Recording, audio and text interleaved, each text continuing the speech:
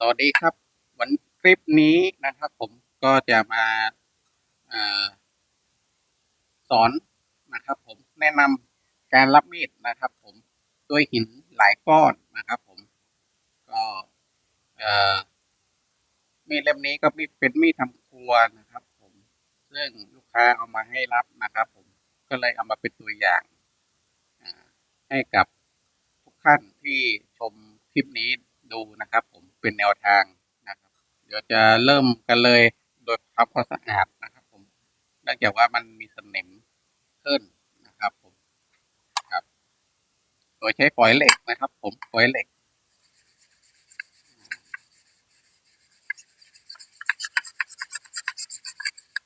ขัดนะครับผมเอาให้มันสะอาดขึ้นมาหน่อยนะครับ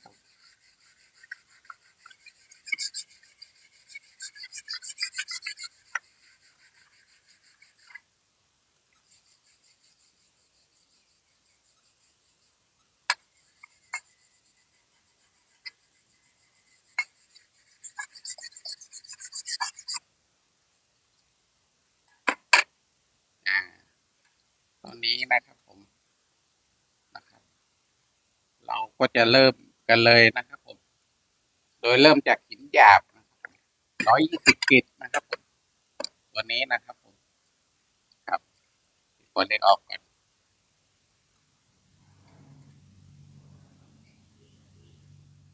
ขั้นแรกก็เราจะมาตั้งมุมลับนะครับผมโดยประมาณโดยใช้เหรียญนะครับเหรียญเงินนะครับอันนี้เหรียญ5 บาทนะครับผมวางที่สันมีดด้านบนเนี่ยนะครับผมเพื่อที่จะเอ่อให้มันเอียงนะครับผมเอียงอย่างนี้นะนี่คืออย่างนี้เนาะครับมันก็จะเป็นได้เป็นมุมประมาณ10 องศา15 องศาก็แล้วแต่ความหนาของเหรียญนะครับผมครับแต่ว่าอันนี้ก็แกะโดยประมาณเนาะครับผมนะครับเพราะว่าเอ่อมันอาจจะไม่มีเครื่องมือวัดมุมนะครับที่เป็นแบบละเอียดนะครับในบ้านของท่านนะครับผมครับก็วางอย่างนี้นะครับผมครับนี่นะอันนี้ก็จะได้ขนาดนี้เนาะเราก็รับอย่างเงี้ยนะครับผมแล้วก็รับไปได้สัก10 ครั้งก็เลื่อนขึ้นไปเรื่อยๆนะผมนะครับผมจึ๊บจึ๊บจึ๊บจึ๊บนะครับไปเรื่อยๆเนาะนะครับผมก็รับไปประมาณสัก5 ถึง 10 นาทีนะครับผมแล้วก็ลองมาดูว่าเอ่อมันมีด้านที่เอ่อพับมาด้านนี้แล้วหรือยังนะครับโดยใช้มือลูบอย่างเงี้ยนะครับครับถ้ามันมีเหล็กที่มันพับขึ้นนะครับรู้สึกได้เนี่ยเราก็พอแล้วนะครับผมซึ่งเดี๋ยวผมจะรับให้ดูก่อนนะครับผมครับอันนี้ก็พอรู้แล้วว่าเอามุมประมาณนี้นะครับผมนะครับผมเอียงประมาณนี้เนาะเราก็จะเริ่มเลยครับส่วนหินก็ต้องชุบน้ำนะครับผมหรือว่าแช่ในน้ำไว้สัก10 ถึง 20 นาทีนะครับผมนะครับสำหรับแต่ว่าหินบางชนิดก็ไม่จำเป็นต้องแช่ก็มีนะครับผมเนี่ยนะครับผม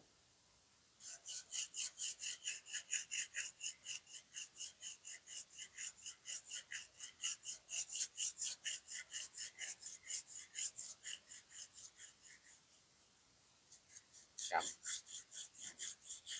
1 2 3 4 5 6 7 8 9 10เราก็เลื่อนมาหน่อยอย่างเงี้ยนะครับผม1 2 3 4 5 6 7 8 9 10ก็เลื่อนมาอีกนะครับผม1 2 3 4 5 6 7 8 9 10ครับเดี๋ยวผมจะรับไปประมาณ5 นาทีนะครับผมแล้วก็เดี๋ยวเรามาดูกันนะครับผมว่าได้ประมาณเท่าไหร่แล้วนะครับผม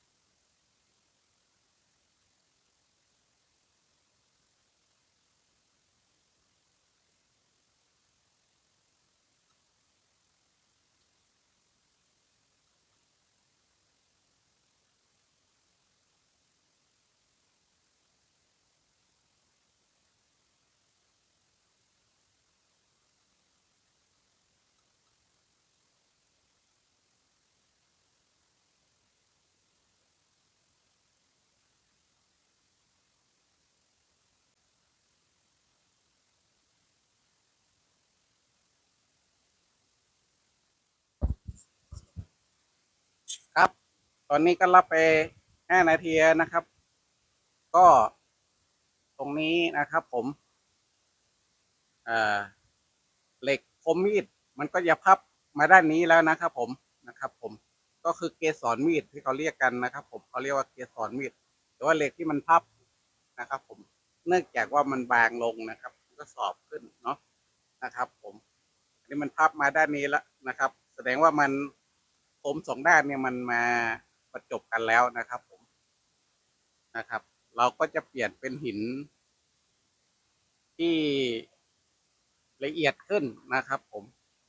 เป็นอันนี้ก็จะเป็น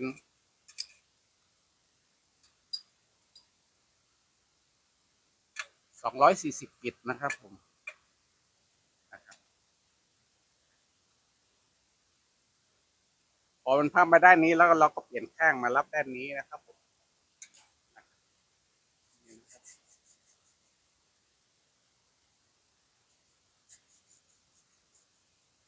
ก็รับแบบเดียวกันนะครับ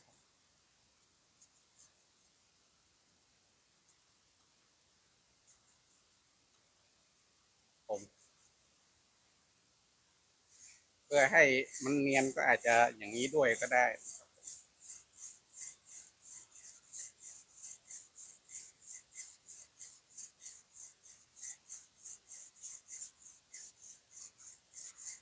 ครับ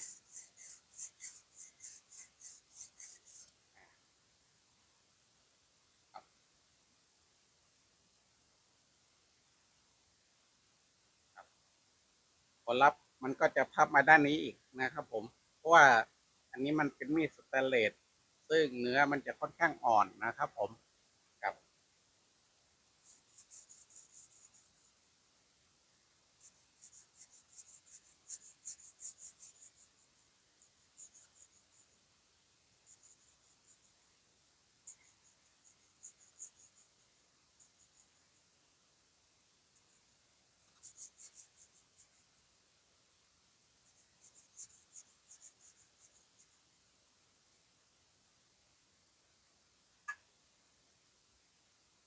ครับอ่าพอนี้เราก็เปลี่ยนด้านมาด้านนี้บ้างนะครับผม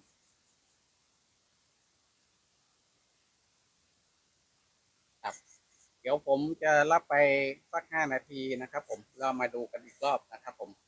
โดยอย่ารับสลับกันไปสลับกันมาประมาณ5 นาทีนะครับครับหลังจากรับไป5 นาทีแล้วนะครับผมนะครับก็จะได้ประมาณนี้นะครับผมครับ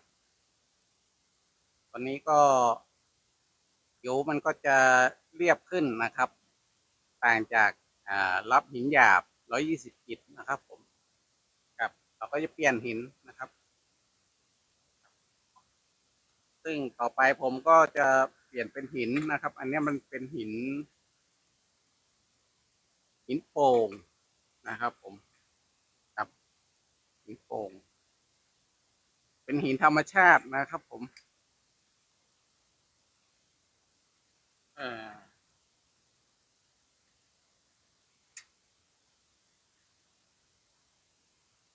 ครับ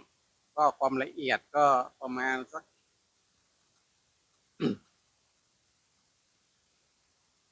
600ถึง800กิตนะครับผมนะครับผมก็จะรับไปเรื่อยๆนะครับผมก็ไปอีกประมาณ5 นาทีนะครับผมนะครับนี่มันก็จะเห็นนะครับผมเป็นน้ำสีออกเทาๆนะครับก็คือเนื้อเหล็กที่มันละลายออกมานะครับ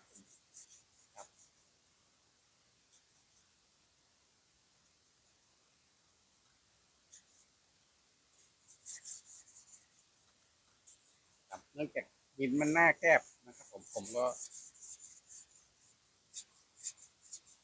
เอียงมีดมากขึ้นนะครับผมเอียงตรงนี้มากขึ้นเพื่อให้มันเต็มหน้าไปเลยนะครับผมครับผม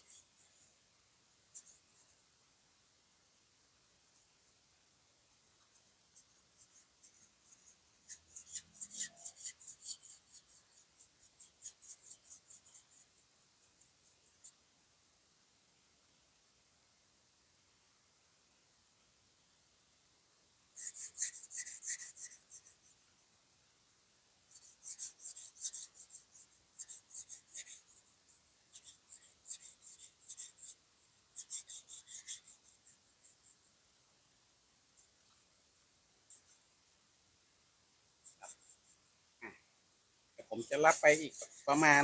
5-6 นาทีถึง10 นาทีนะครับผมจนกว่าจะพอใจนะครับผมครับแล้วก็เดี๋ยวเรามาดูกันต่อครับถึงตอนนี้ก็ผมก็รับไปประมาณ10 นาทีนะครับผมก็รับเป็นที่พอใจด้วยหินโป่งนะครับผมความละเอียดมันก็จะมีมากขึ้นนะครับผมโดยขั้นต่อไปผมก็จะรับด้วยหินนะครับความละเอียด1,000 กริตนะครับผมก้อนนี้ก็จะเป็นหินของญี่ปุ่นนะครับผมก็นาวาต้าเออถ้าบอกชื่อผิดก็ขออภัยด้วยนะครับอ่าตากุ้งนะครับผมลืมชื่อไว้แล้วต้นด้วยตัวเอ็นเนี่ยแหละนะครับผมมันก็จะมีความละเอียดอยู่1,000 กริตเดี๋ยวผมจะปรับหน้ามันซะหน่อยนะครับผมโดยใช้อ่าหินเพชรนะครับผมหินเพชรแผ่นเพชรนะครับขัดขอบหน้ามันเพื่อที่จะได้เอาเขาเรียกว่าเศษของเด็กที่มันติดอยู่นะครับผมออกไปก่อนนะครับผมแล้วก็เม็ดของหินที่มันอาจจะคมมันอาจจะปู้ไปแล้วนะครับผมครับก็เนี่ยนะครับผมก็วางลงลง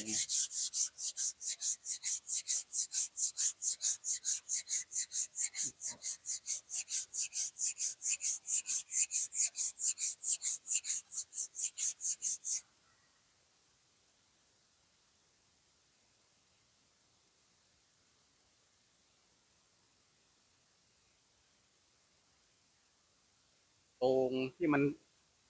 ไอกัดลงไปนะครับผมมันสีมันก็จะอ่อนลงนะครับผมดูสีอ่อนลงเนาะอยากให้ดู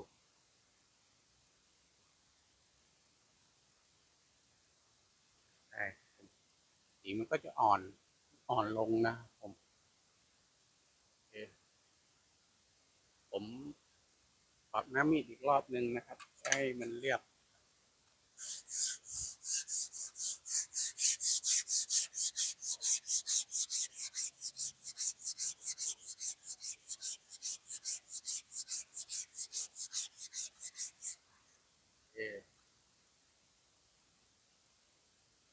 ก็จะเรียบขึ้นประมาณนึงนะก็ไม่ได้เน้นละเอียดอะไรมากนะครับผมสำหรับงานน้ำมีดแบบใช้ในบ้านก็ไม่ต้องจะเป็นต้องเอาเรียบจนถึงกับเต็มหน้าก็ได้นะครับผมแต่ถ้าว่าเป็นรับมีดที่ราคาแพงราคาสูงครับผมก็อาจจะจำเป็นต้องปรับหน้ามีดหน้าหินรับมีดให้มันเรียบเท่ากันหมดนะครับผมเพื่อคุณภาพของงานเนาะมันมีดของลูกค้าซึ่งเป็นชาวบ้านทั่วไปนะครับผมไปเก็บแพงก็ไม่ได้นะนี่เนาะแล้วก็เขาก็ไม่ได้ต้องการความเนี้ยบขนาดละเอียดที่สูงขนาดแบบว่ารับมีดหรือว่ารับดาบ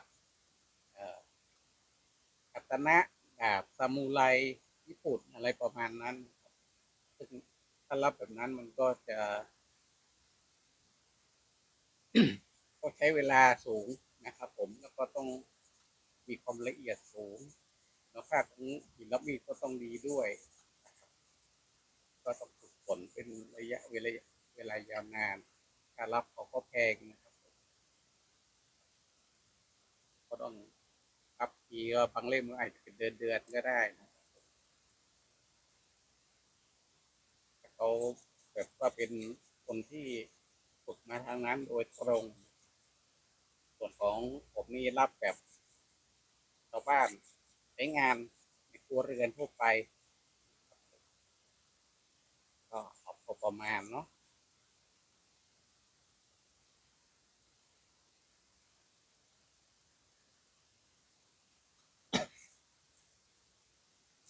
อาจจะรับอย่างนี้ด้วยก็ได้นะครับผมเพื่อให้แผ่น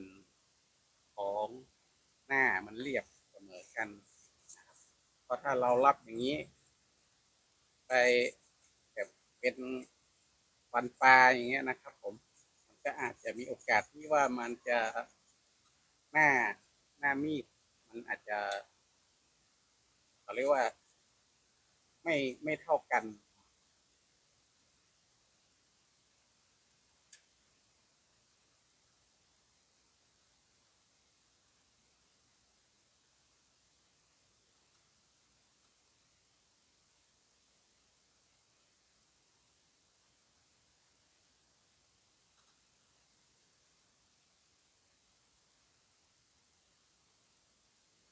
หรือว่าถ้าใครถนัด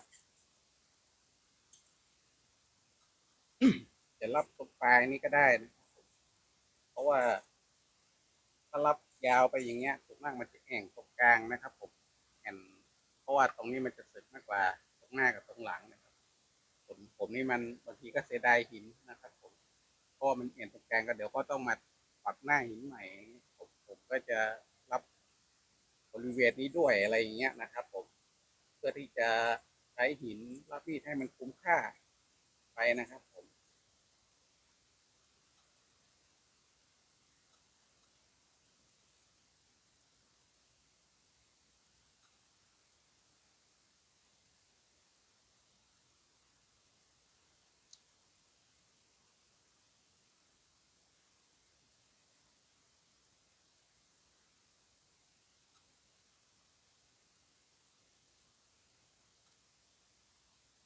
ก็นี่ก็เป็นสีเทาๆนี่ก็จะเป็นเนื้อเหล็กที่มันถูกขัดสีออกมา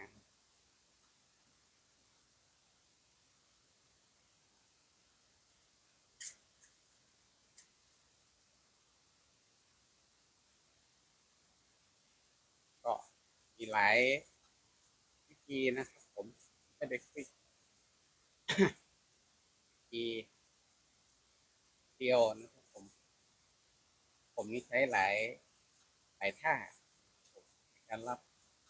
สั้นทั้งยาวนะครับแต่ว่าไม่ต้องไปลงน้ำหนักเยอะนะครับผมเพราะว่าจะเหนื่อยก่อนนะครับผมเอาก็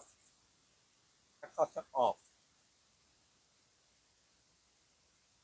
แบบนี้นะครับไปเรื่อยๆไปเรื่อยๆไปเรื่อยๆ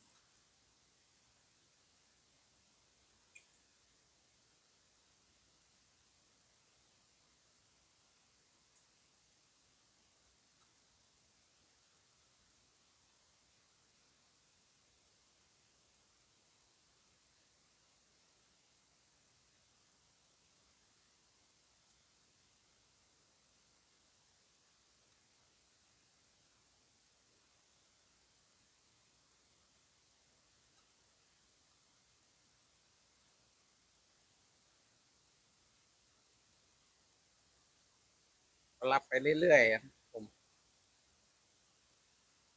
จนรู้สึกพอใจนะหรือว่า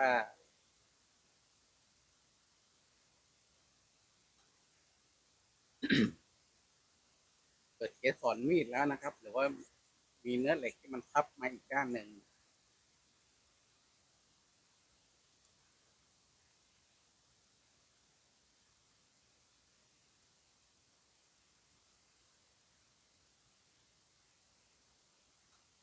ซึ่งเวลาในการรับมีดด้วยหินรับมีดแบบนี้นะครับมันก็จะใช้เวลาเยอะนะครับผม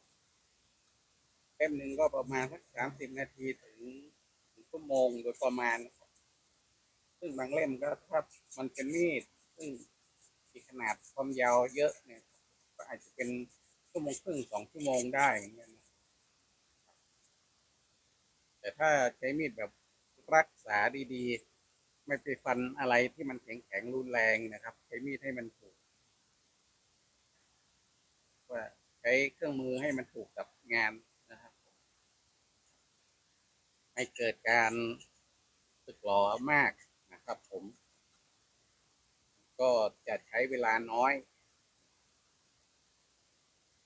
อย่างมีดบางนี่ก็เหมาะกับซอยของอ่อนนะครับผมเช่นผักผลไม้ที่มีความอ่อนนะครับผม รือเนื้ออ่าเนื้อที่มันมีความอ่อนนะครับผมเนื้อที่ไม่แข็งแต่ก็ไม่ควรเอาไปสับกระดูกนะครับผมอย่างเงี้ยนะครับผมสำหรับอะไรที่เป็นมีดสับกระดูกก็ต้องใช้มีดที่มันใหญ่กว่านี้อะไรอย่างเงี้ยนะครับตัวมีดก็จะได้ไม่เสียหาย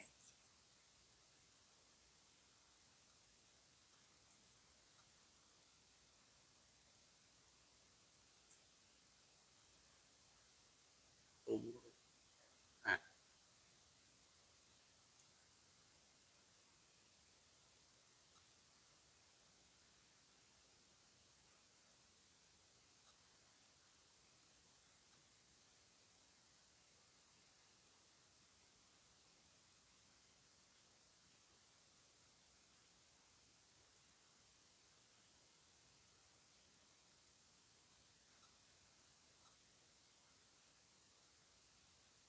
ก็ไม่จะคมมากเกิน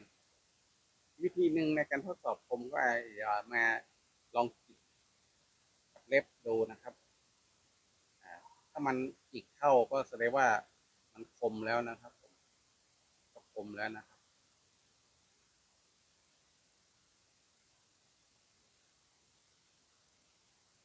แต่ผมจะรับไปอีกหน่อยนะที่มันคมมีดมันเรียบโดยการชักยาวชักมีดยาวเป็นหน้า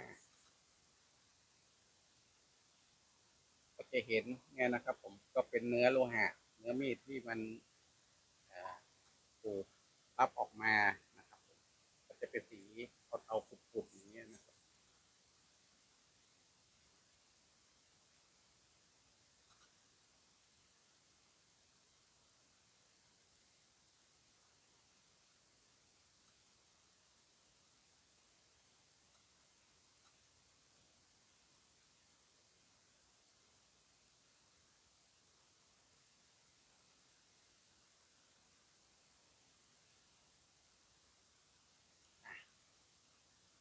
ผมก็น่าจะพอใจแล้วนะครับผมว่าลองจับดูแล้วก็คือมีเนื้อที่มันเนื้อเหล็กที่มันปริ้นมาทางนี้นะครับผมเวลาเราเอามือลองลูบดูอย่างเงี้ยมันก็จะรู้สึกได้นะแต่ว่ามันพับมาทางนี้แล้วก็แสดงว่ามันมาบรรจบกันแล้วนะครับก้าน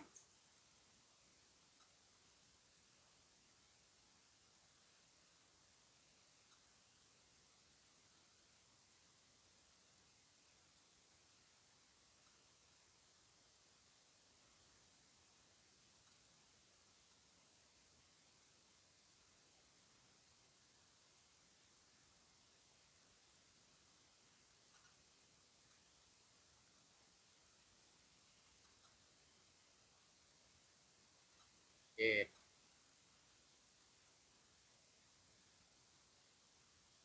ที่ผมก็พอใจแล้วนะครับผมพอใจแล้วนะครับสำหรับความละเอียด1,000 ขีดต่อไปด้านนี้นะครับด้านสีเหลืองๆทองๆนี้ก็จะเป็น3,000 ขีดก็เนื้อละเอียดมันก็จะสำหรับหินยี่ห้อนี้นะครับมันก็จะมักจะมีเนื้อโลหะติดหรือว่าอุดตันตรงหน้าหินแต่ก็เป็นหินเห็นเป็นสีเทาๆอะไรอย่างเงี้ยนะครับผมเดี๋ยวซูมให้ดูเนาะ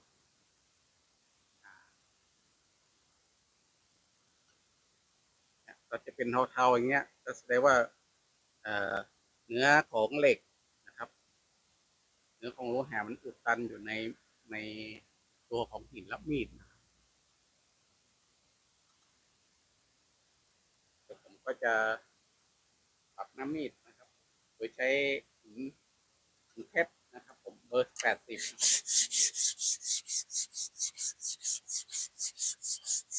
ะครับเปิดหน้าหินนะครับผมเอาเนื้อโลหะนะครับผม ที่มันฝังอยู่ในหินรับมีดเนี่ยนะครับออกไปก่อนมันก็จะได้ตัวของเม็ดหินรับมีดที่มันเป็นหินใหม่ซึ่งมันจะมีความคมขึ้นนะครับผมก็เหมือนกับเม็ดทรายนะครับผมเม็ดทรายถ้าใหม่ๆมันก็จะคมเพราะว่ามีเหลี่ยมมุมอยู่เยอะ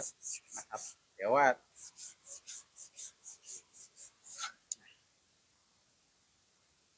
ให้เห็นพอใจแล้วเนาะเราก็จะเริ่มรับ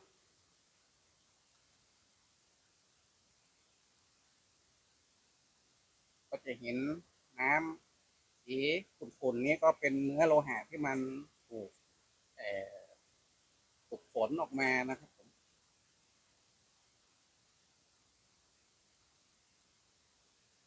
ฝนถูกรับออกมา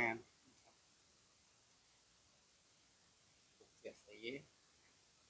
กันเป็นหลุดออกมา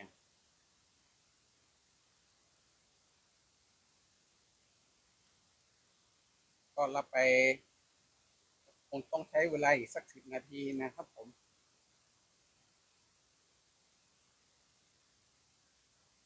จากนั้นผมก็จะข้ามวิดีโอไปนะครับผมไปถึงตอนท้ายหลังจาก10 นาทีไปแล้วนะครับผมเดี๋ยวเราก็มาเจอกัน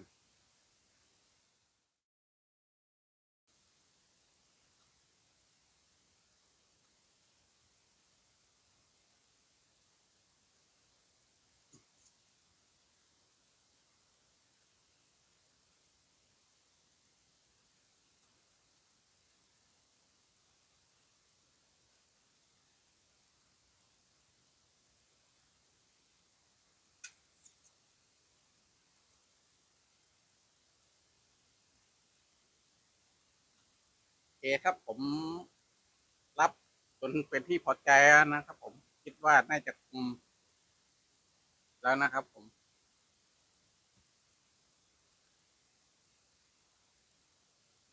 เช็ดด้วยผ้าแห้งนะครับผมเดี๋ยวขั้นตอนต่อไปก็จะตัดด้วยหนังฟอกปาดนะครับครับอันนี้ก็จะเป็นหนังฟอกปาดนะครับผมก็เป็นหนังสัตว์นะครับผมสัตว์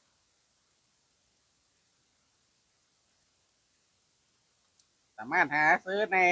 ช้อปปี้ออนไลน์ได้นะครับผมมีเยอะแยะเลยอยากได้แบบไหนก็โอเคส่วนนี้ก็คือเขาเรียกว่ายาขัดหรือว่าไขปลาวาฬนะครับผมไขปลาวาฬสำหรับไขลบนะครับตัวเศษของมีดที่อยู่ปลายมีดนะครับผม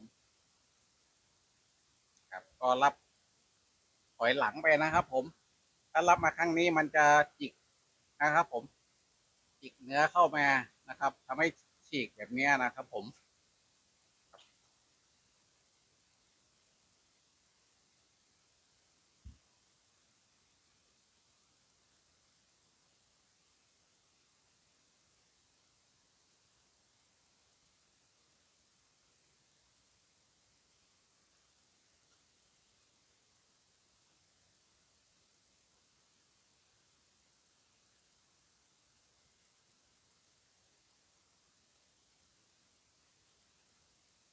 หรือว่าจะซื้อแบบเป็นแผ่นแบบนี้ก็ได้นะ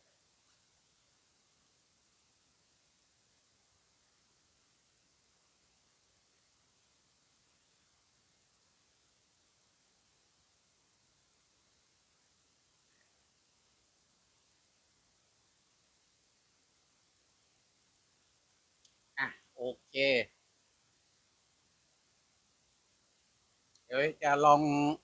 ตัดกระดาษดู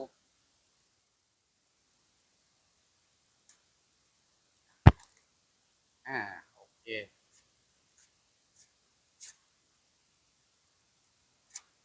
โอเคนะครับผมกริปนะครับผมก็เป็นอันกันเสร็จเรียบร้อยนะครับผมสำหรับ การรับมีดนะครับผมในคลิปนี้นะครับหวังว่าจะเป็นประโยชน์ต่อทุกท่านที่เข้ามารับชมรับฟัง